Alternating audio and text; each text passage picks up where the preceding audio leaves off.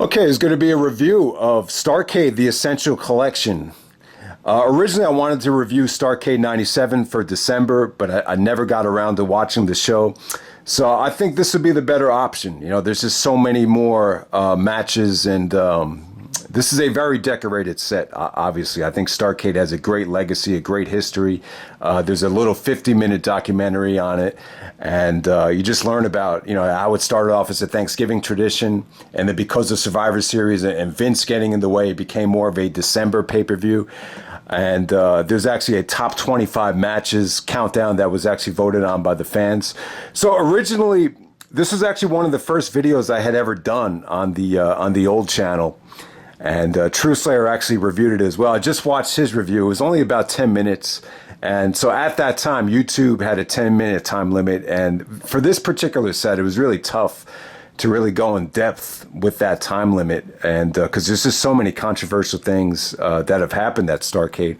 But I'm going to start the video off like this. I'm going to start off with the 97 and 98 main events because just so much has been said about the finishes and the controversy. If you haven't seen it yet, definitely check out Eric Bischoff's podcast with Conrad. They pretty much got into a argument / fight over the finish here. It was really entertaining stuff, but you could really learn a lot of life lessons about the situation here that happened at Starrcade 97. So yeah, if you haven't seen it yet, they have built up Hogan, Hollywood Hogan, and Sting, you know, pretty much since the summer of 96 after Hogan turned heel at Bash of the Beach, and Sting kind of morphed into this darker, character that became more sporadic with his appearances.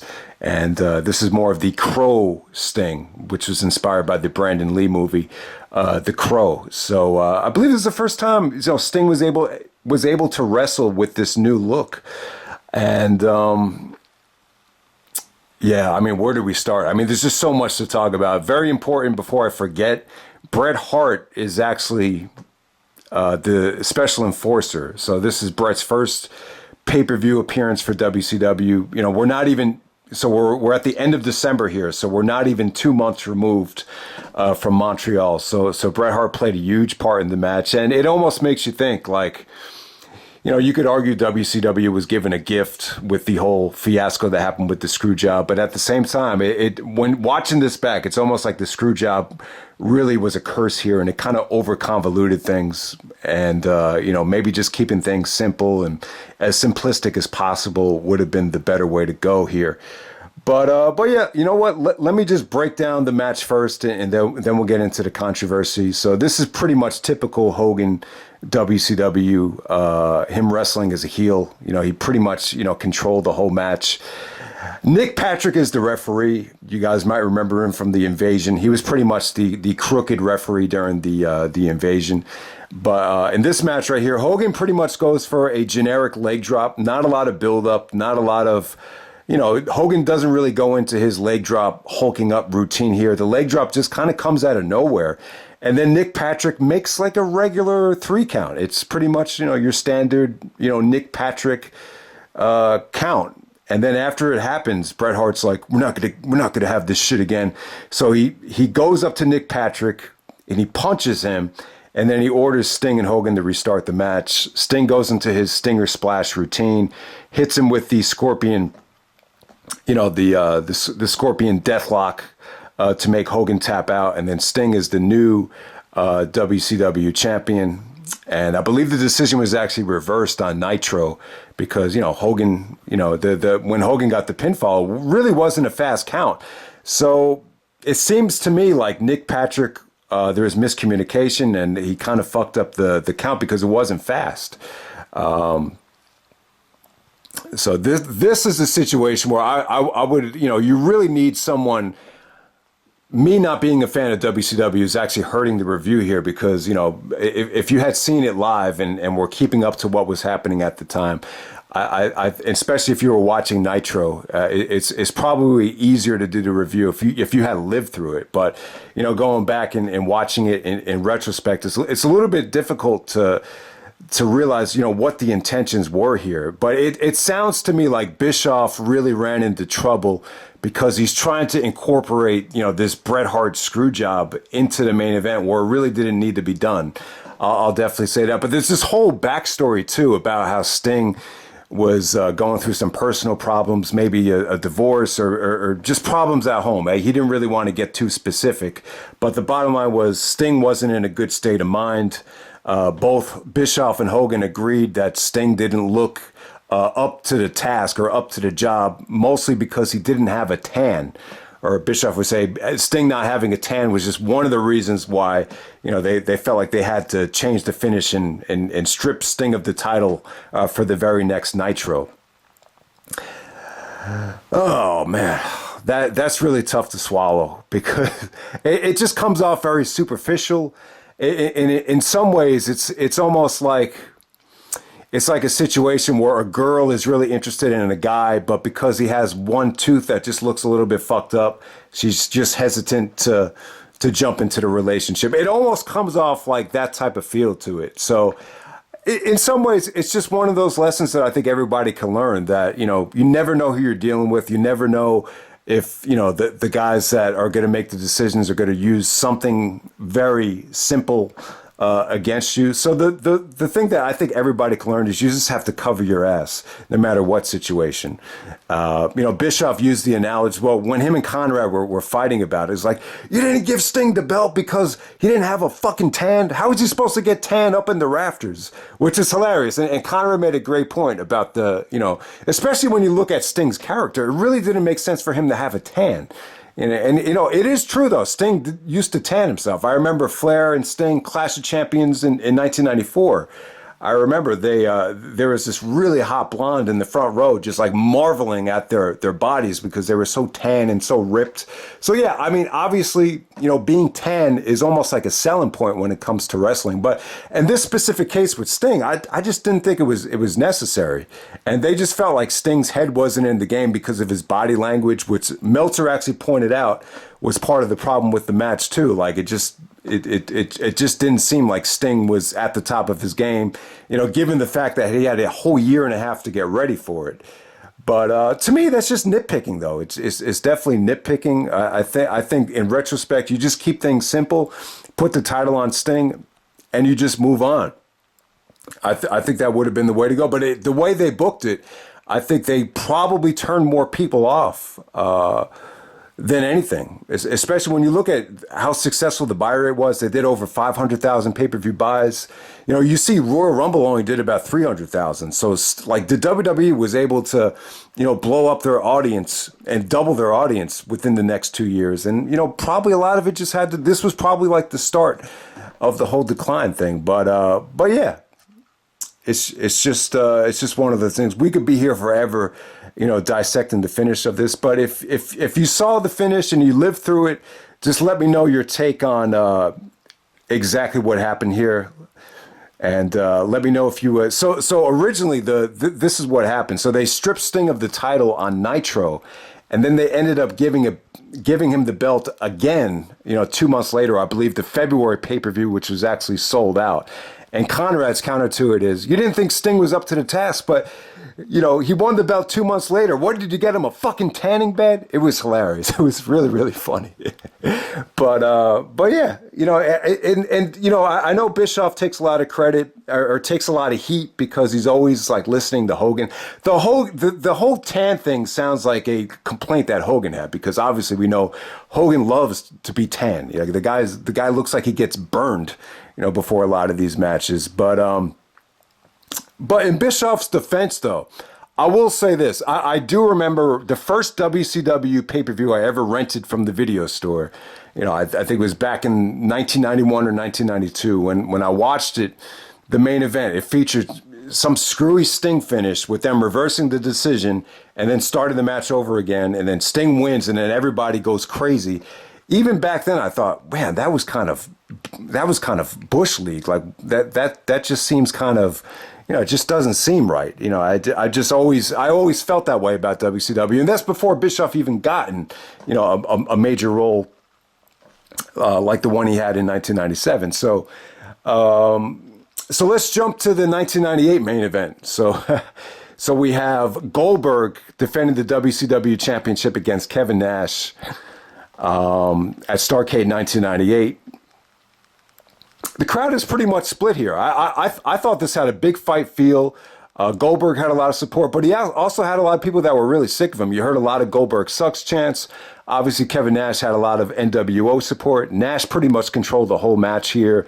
And, Goldberg is fighting off interference from the NWO Wolfpack, and then Bam Bam Bigelow jumps into the match. And while all the interference is going on, Scott Hall actually comes out dressed up like a security guard, and he buzzes or basically hits Goldberg with a cattle pod or a stun gun, whatever you want to call it. And then Goldberg takes the jackknife from Kevin Nash. And as Goldberg is being pinned, he's selling it like he just got like electrocuted. And the streak is over. The streak is over. Kevin Nash is the new WCW champion. And it does seem to see, this is another case where not being a fan really hurts the review, because I believe the very next Nitro, it was called the Finger Poke of Doom, where Nash actually lied down for Hogan. And it kind of continued the story of Goldberg versus the NWO. And it seemed to me like the aftermath is what really caused the controversy rather than this. I would actually say this is pretty creative, though. I think it was pretty memorable. I know a lot of people hate the finish. I know Jeff Jarrett thought it was an awful way to end Goldberg's undefeated streak, which is part of the reason why he decided to have Angle be the one to end Samoa Joe's undefeated streak in Kurt Angle's first match, which we talked about a couple months ago. And it just seems like a lot of people are just very negative on this. At the time in 1998, it's WCW's most successful year. They're making more money than ever. However, though, they're starting to get beat in the Monday Night Wars going into 1999 with, Rock, Stone Cold, Mankind just won the titles. So, so if they're losing in the ratings, you probably need to try something different. But I think when you have an undefeated streak like this, let's try to milk it for what it's worth. Let's try to get as much out of it as we can. We're making more money than ever. But I guess, that competitive side effect really kind of came into play. And they just wanted to, maybe Goldberg chasing for the belt would be the better option in terms of getting ratings. So you think of it from that standpoint. But I'll tell you what, I don't think it's a bad finish. And I'll tell you why. How many rappers have ever used a metaphor or a punchline about a wrestling finish? And there's a rapper named Open Mike Eagle, and he has a line where he said, "I'm trying not to have any bumps on my catalog like Scott Hall hitting Goldberg with a cattle prod."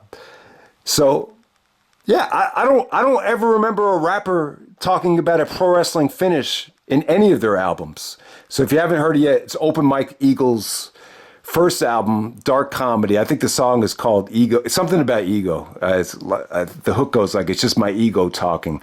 I can't remember the exact name of the song, but it's Open Mike Eagle. Maybe if you just Google Open Mike Eagle Goldberg, you can hear the song and hear the punchline for themselves. So that line right there, that's proof that the finish was memorable. Have you ever heard a rapper talking about, Austin stunning Shawn Michaels at WrestleMania 14? Obviously that's the better finish, but, at least this was actually used. It was kind of used in a negative way, but still, it's still a memorable finish. So there we go with that. So that's the Starrcade 1998 finish.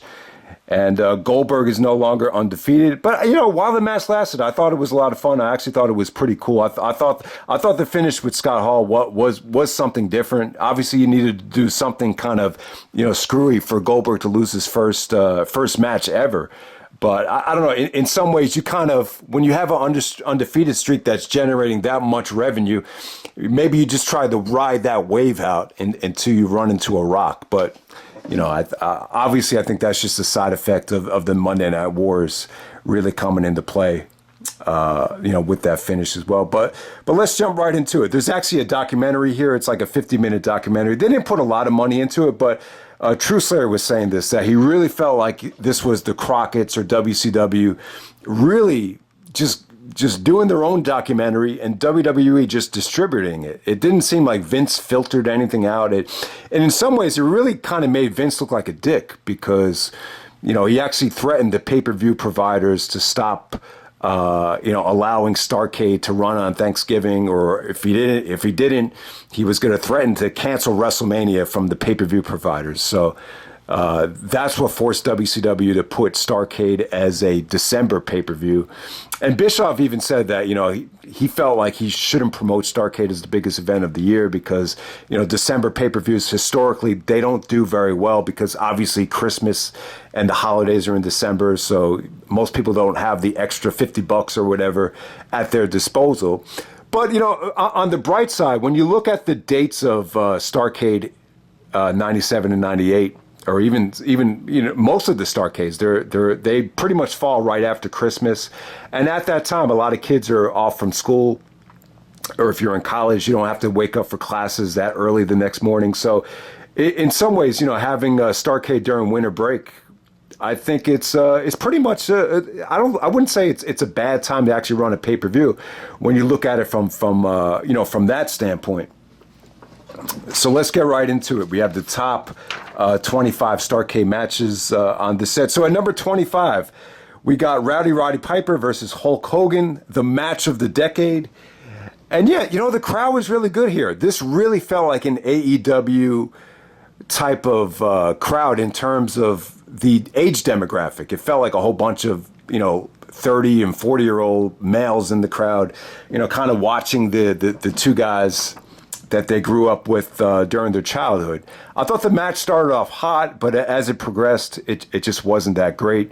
And it's funny here, Piper and Hogan had two matches in WCW. They had this and the cage match at Halloween Havoc, and both times it's non-title. Both times Piper goes over. So I think it makes both of them look bad. It makes Piper look like he wasn't willing to do business. He didn't want to lose to Hogan.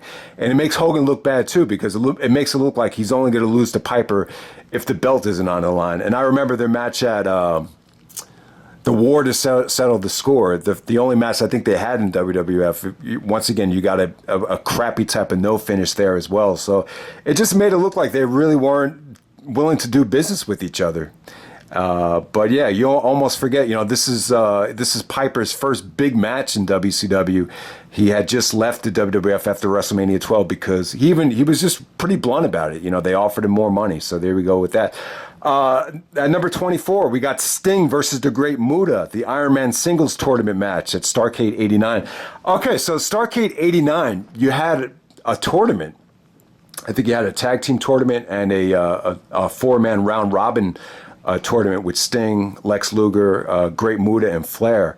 And this definitely felt like a tournament match. I still thought it was good. True Slayer actually said he was always disappointed by this match. And that's one of the things. I think with tournament matches, a lot of times you have to conserve energy, so you really can't. It just didn't get that much time. I think that's why he was disappointed with it. But the general consensus is that Starrcade 1989 did not do well. And it kind of backs up, Jeff Jarrett's point. He said that if you want to see an empty house in Memphis, book a tournament. And I don't know why. I don't know why tournaments don't do well, because you have that unpredictability factor. As long as you promote everybody that's going to be in the tournament, it should do well. I guess just a lot of times, people rather see like a really good defined double main event like SummerSlam 1998, which did a phenomenal buy rate. Yeah. But I did want to mention this about Sting and Muta. Obviously, these guys have had much better matches. The Great American Bash match is really good. They even wrestled a lot of different times other than this match here. But Great Muta actually busted out the cat of mutilation here. So definitely check that out. But Sting was able to win the match with a crossbody off the top rope. It just didn't really feel like a believable finish for Muta to stay down from. I'll definitely say that.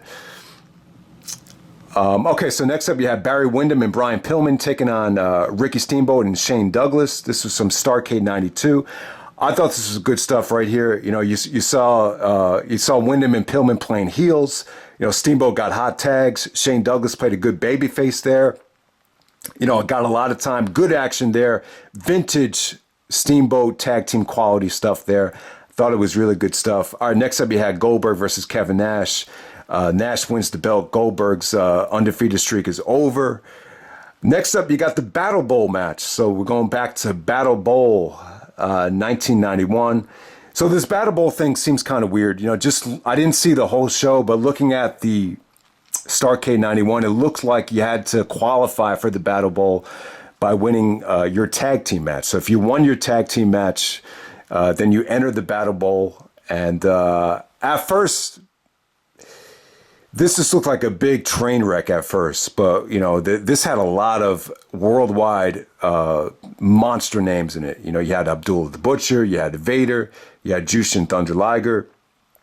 I mean, you just had a lot of great names. And it actually came down to Austin, Rick Rude, Ricky Steamboat, Sting, and Lex Luger. Those are the five guys left in the match. Sting and Rick Rude had some really, really good... The crowd was going crazy when Sting was punching, Rick Rude. So you had two rings set up here. And then eventually it came down to Luger and Sting. So Sting actually eliminates Luger. That had to be Luger's last WCW match before he headed north to the WWE. So Sting had a nice feel-good victory. I'll tell you, the last 5 minutes were really good in the match. But, the match just, there's nothing worse than just seeing 30 guys just kind of piled into a battle royal. It just took forever to get going. But I thought you had great talent in the match. But Austin's body language didn't look good when he came down to the ring. It's the transformation that Austin went through from 91 to 97. It's just phenomenal because he didn't even look up when he was walking down to the ring. It was something to really see. Okay, so speaking of Austin, next up we got Austin taking on Goldust, Dustin Rhodes. This is 2 out of 3 falls for the WCW United States Championship. I thought both guys looked great here. Both guys, really knew how to work. I think there was nothing wrong with the actual work that they did. A couple of things working against them. I thought the atmosphere was pretty much dead. It just felt like a very lagging, very bland, uneventful atmosphere. The lights actually went out here.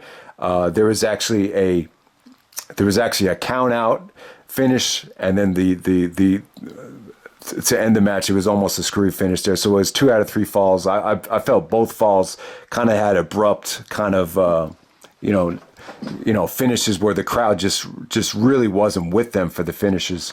So we'll move on from there. Okay, so next up, we have the Road Warriors taking on Arn Anderson and Tully Blanchard. Road Warriors were in their prime as baby faces there, over as hell. The Arn Anderson and Tully from the Four Horsemen played great heels there. It's pretty much all I can remember about it. So we'll move on to Rey Mysterio Jr. Taking on Jushin Thunder Liger from Starrcade 1996. So Liger actually made it back from a brain tumor here and took on Mysterio. I thought everything about the match was fine here. But, during the finish, Mysterio clearly kicks out. But, he still counts to 3 anyway after the kick out. So the finish didn't come off great here. But, yeah, while Mysterio and Liger lasted, I thought it was really, really good stuff. There is nobody better at transitioning into a surfboard than Liger. I don't think I've ever seen anyone put it on as good as him. All right, so we'll move on to the Rock and Roll Express and the Midnight Express scaffold match right here. So, yeah, obviously Jim Cornette was the manager of the Midnight Express. Both these teams have a lot of history together. I can't say, though, that the Starrcade, this Starrcade match being the scaffold match was the best representation of their work. But I will say, though, that, both teams are really over as heels and baby faces. So it was definitely something to see. Not quite as good as the other scaffold match later on in the countdown. All right, so next up you got Ric Flair taking on Lex Luger. This is from Starrcade 1988. Awesome stuff right here. I think these two made a great combination. I thought Flair was... this is an example of Flair really doing an awesome job of just making a star out of... somebody here. I thought they were tailor-made for each other.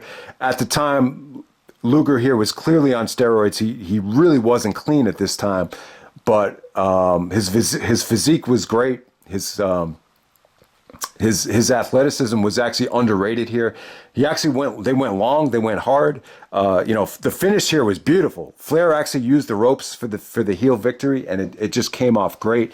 So yeah, great stuff here. Star-making performance for Luger. I thought this is definitely one of the best Luger. This is probably the best Luger match I've ever seen. So yeah, so Flair retains the belt at Starrcade '88. Really set the tone for him heading into that monumental year that he had going into Starrcade 1989. Okay, so next up you got Eddie Guerrero taking on Shinjiro Otani. So at Starrcade 1995, they did a New Japan versus WCW challenge. So yeah, Starrcade 95 really looks cool. I mean, you got Sting versus Kensuke on there. I think you had Tenzan in a match. So yeah, without a doubt, Starrcade 95 definitely looks like a must-see show. So yeah, eventually 1 December, I like to just go through a lot of the Starrcades like we just did with the Royal Rumble and evaluate the essential ones. I understand a lot of the Starrcades kind of sucked, like 94 and 1999, but yeah, Eddie and Otani, I thought it was good stuff, man. So they actually had Starrcade this year in Tennessee. And, Jerry Lawler at the Royal Rumble 1998, he actually made a joke about Kai and Tai, and he actually mistakenly called them Chinese. He said, well, isn't there a Chinese hospital they could go to? So if one of the biggest promoters in Memphis or Tennessee is mistakenly calling them Chinese and not Japanese, then it's probably not the best market to run a Japanese wrestling event. So, maybe this atmosphere wasn't the best to run a WCW versus New Japan Super Show. So, yeah, I just thought that was the only problem here. I thought Eddie and Otani looked awesome together. I thought Otani busted out some really nice high-flying things. There were some beautiful transitions during the pinfalls here. I thought Eddie looked motivated. He looked hungry. Yeah, so this was awesome while it lasted. It was really good stuff. One of the better high-flying things throughout this whole set. Okay, so next up you had Dusty Rhodes and Sting, taking on the Road Warriors. After that, you had Sting taking on Vader. So Sting and Vader and this is a tough set to review because you can't watch every single match back twice. So a lot of the tag team matches, they feel like a blur to me. But yeah, monster blockbuster tag team match scenes. Dusty Rhodes and Sting taking on the Road Warriors, without a doubt. But yeah, Sting taking on Big Van Vader, the King of the Cable tournament final match. I thought it was good stuff. The fans were really behind Sting, especially going up against a monster like Vader. It just, the formula just definitely worked there. Had an awesome finish, too, with Sting actually countering a crossbody into a scoop slam to get the victory. So, yeah, great feats of strength from Sting. Sting and Vader made for a great combination. So that was from Starrcade 92. Okay, next up, you got the Briscoe brothers, the old Briscoes, Jack Briscoe and Jerry Briscoe taking on Jay Youngblood and Ricky Steamboat from Starrcade 83. For 83, this held up very well. I really think it did. I thought Ricky Steamboat and Youngblood looked very athletic for that time. You were able to see the combination of the heel Briscoes, and you were able to see a lot of their, good fundamental skills. They were both amateur wrestlers, I believe. So, yeah, really good stuff. Ric Flair even said that he felt like it really made him nervous trying to follow a tag match like this as he was in the main event at Harley Race that very same night. Okay, so next up you got Dusty Rhodes taking on Ric Flair. This is from Starrcade 85. Classic Dusty, classic Flair. I mean, the crowd was going crazy for Dusty. This is, vintage Flair, cheating behind the referee's back. Dusty getting all bloody, Flair getting all bloody. Really good counters to the figure four. Great chops, great comebacks from Dusty. Just classic stuff. I can't remember if this is the same match that they put on the Flair DVD, but, pretty much vintage Dusty and Flair action right there. Okay, so next up we got Eddie Guerrero taking on Dean Malenko. This is from Starrcade 9 to open up Starrcade 97. Okay, so yeah, a lot of people are mixed on this match. Yeah, it was the best match from Starrcade 97. It seems like, they opened it up, but it wasn't anywhere near as good as the Malenko Guerrero stuff from ECW. It just didn't feel as competitive. It didn't feel as fluid. This is more about Eddie controlling the match as a heel, with the steel steps and everything. I believe at this time, too, they had to fly Malenko in at the last second because his wife had just given birth on Christmas. So, Malenko had just gotten to the arena. So, yeah, definitely not as good as, some of their other matches. Some might even say maybe the worst Eddie Guerrero Dean Malenko match. I'm not sure about that, but it was still ended up being the best match on Starrcade 97. So yeah, I still thought it was good stuff. I think 4 is a little bit too high. I think what Meltzer gave it, 2 3/4, best match of the night. I think it's a little bit too low, so I would probably give it like 3.5. Okay, so next up we got the Road Warriors and the Steiners. This is part of the tag team tournament from Starrcade 89. Yeah, I mean, it was just a blockbuster attraction. I'm not sure if these two teams have ever faced each other, but the finish actually ended up being the Road Warriors doing their finish as I believe it's Animal, doing like a Saito suplex to Rick Steiner. But as the referee is making the count, Rick Steiner actually gets his hand up. So it's actually Rick Steiner that's actually pinning the Road Warriors, so that kind of protected them. The finish isn't great, but it was really cool to see the Steiners and Road Warriors go at it, while it was going on. Okay, next up we got this is actually on the ladder match DVD. This is for the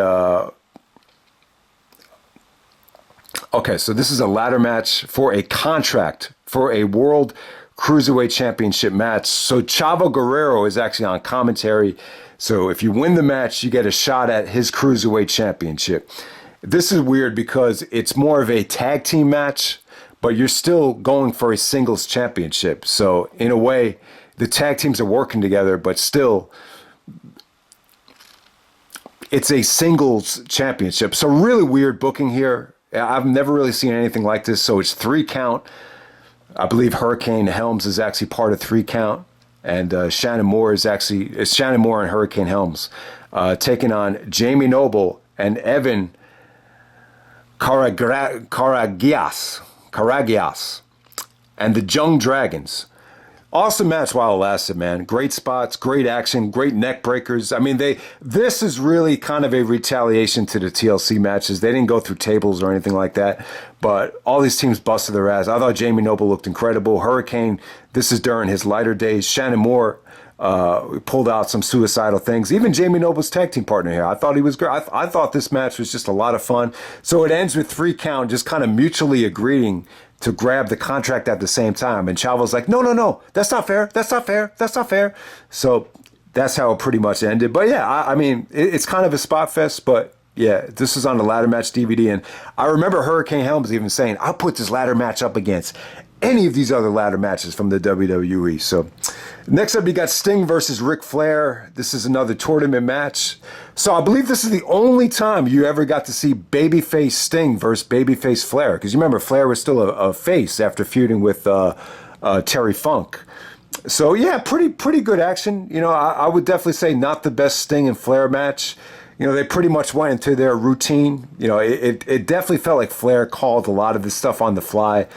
But it actually ends with Sting doing a small package to the figure 4, and we move on from there.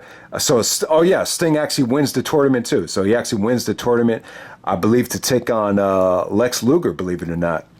And next up, we got Greg Valentine taking on Roddy Piper.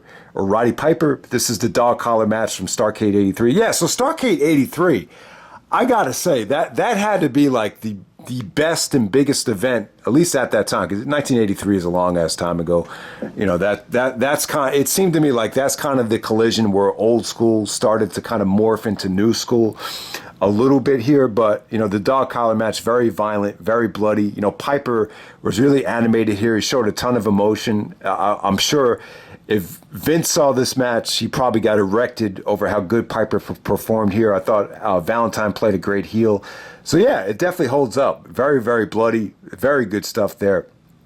I thought both the dog collar match and the I Quit match, there's just a lot of elements in both of those matches that I think are missing today in professional wrestling.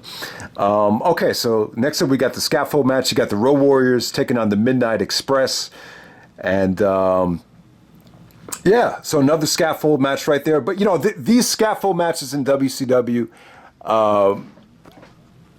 they're not as dangerous as the ECW, bumps, or like we saw in the XP, what was it, XPW documentary with Rob Black. Almost these suicidal spots where you get to end up in the hospital all night, or you're basically risking paralysis. The bumps were nothing like that at all. These are pretty much safe bumps, but the scaffold stuff was pretty fun. It really was. The fans were really into the babyface teams, and when the heels would fall down, it felt like a huge deal, even though the bumps weren't anywhere near what we saw in some of those other scaffold matches and some of the extreme promotions. Okay, so next up we got Sting versus Hogan for the WCW belt, which is well documented. We just talked about it. Next up we got Ric Flair taking on Harley Race. Steel cage match for the NWA Championship. So at the time, Harley Race is a 7-time NWA champion, and Flair for the gold.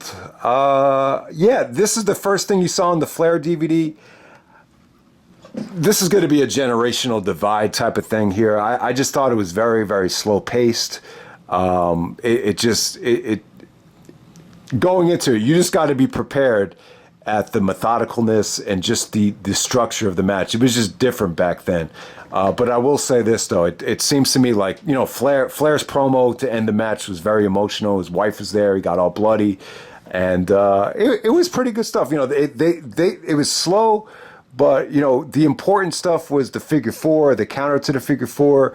A lot of the shots into the cage where Flair got all bloody were very dramatic, and there was actually a ref bump as Flair does the crossbody off the top of the cage, but the referee survives the bump, makes the count, and I think this is Flair's second championship victory, and in a lot of ways it's probably his most important. I don't think this is anywhere near Flair's best match, but in some ways it's probably historically his most important match. But I would just say this: it just Harley Race's style. It felt more like the 60s than the 80s. So maybe that's why the match didn't really age that well. But yeah, Flair, you could definitely hear it in Flair's voice of how proud he is of this match, when he was introducing it. Okay, so next up we got Magnum TA versus Tully Blanchard. Steel cage I Quit match for the NWA United States Championship. This is from Starrcade 85. Yeah, so this match is pretty famous. They actually put this on the Steel Cage Match DVD that came out back in the day. I remember Ed saying that he was amazed when he put the DVD in about how much mileage that Magnum TA was getting out of his punches. And yeah, the fans were just going crazy. Just doing these simplistic, simple things. Not going too crazy here. It was just pretty much. It felt like a fight. It felt very intense, very emotional. Really, the only weapon that they used here was just they used a piece of a wooden chair. As Tully and Magnum were trying to dig that into the eye, but yeah, they had a microphone with a cable on it, and they were just constantly asking him, "Do you quit? Do you quit?" It's like, no, I don't quit. But yeah, just really emotional stuff. Yeah, Edge was right. Back at that time, the way they reacted for a punch was the way they will react for like a stunner or a rock bottom. It was just, the crowd was just incredibly crazy. And it's a shame that Magnum TA had his career cut close. And they kind of compared him to, the NWA's version of Hulk Hogan. I don't know if he really would have lived up to that. I really don't know. I think that's a tough comparison. But yeah, I mean, he was just tailor-made for that time. He's a monster babyface. And Tully Blanchard, like... I think having Blanchard's wife at ringside, right on the outside of the cage, it kind of added a lot more drama to the match. Definitely, yeah. So that definitely holds up, man. So check it out if you haven't yet. And then at number one, we got Ric Flair versus Vader from Starrcade 1993. I believe Ric Flair actually puts his career on the line. Flair wins the WCW championship here. So yeah, this was a really successful return for Flair. You remember, he was at Royal Rumble 93, so he had just got back to WCW. But yeah, Flair, this shows Flair's versatility, because when you think of Flair, you think of him as more of a heel, carrying matches, making guys look good. But this is why you could argue that Flair is the greatest of all time, because he could just jump right into being a babyface up against this monster. and, bringing him down to size, giving him, stiff punches right to the forehead, stiff chops, and, really, outsmarting him and just getting him on the ground for the small package to win this thing. It was great stuff, man. This is even better than Shawn versus Vader from SummerSlam. Shawn and Vader might be a little bit more athletic, but this felt more emotional. This just felt like more, just better storytelling. Just, this took you on more of a ride, I would say. So, so definitely check it out. And I'll tell you, like earlier on in the show, they had Austin and Dustin Rhodes had a crappy atmosphere. This had an amazing atmosphere. And that just shows you the power of Flair. Even though Flair had said time and time again how he looks back at the WWF like Vince just knew what he was doing. It was just a better company. Obviously he had his run-ins with certain guys like Bischoff and Tim Hurd.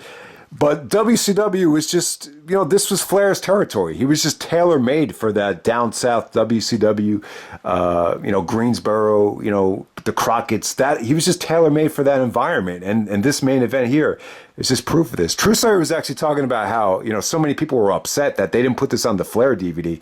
They didn't put it on the first one or the second one. And you finally got it on the Starrcade set. So, yeah, definitely a good pick for number one. Pleasantly surprised. I remember pleasantly surprised with how good it was. Maybe the best match in the United States in 1993. I mean, really the only thing I think it could rival it are the Marty Jannetty, Shawn Michaels. This is definitely better than the Marty and Shawn matches from Raw, which I kind of think are a little bit overrated. And probably a little bit better than Bret Hart and Mr. Perfect from King of the Ring. That was a tournament match. This is a main event that was very well built up. So, yeah, I'll give the nod to Flair and Vader as best match of 1993. So, at least in the United States, I got to make that clear. But, yeah, man, that's Starrcade. Hope you guys enjoyed it. Back in the day, you couldn't do an in-depth review like this. Very difficult set to review. You kind of ran into that problem where a lot of the matches just kind of felt like a blur, especially a lot of those tag matches with the Road Warriors. But hopefully you guys enjoyed it. And if anybody lived through a lot of these controversial finishes, just let me know what you guys thought at the time. And if you haven't seen it yet, definitely check out those podcasts with Conrad and Bischoff. They're definitely something to see, especially Starrcade 97. So, and I'm out. All right.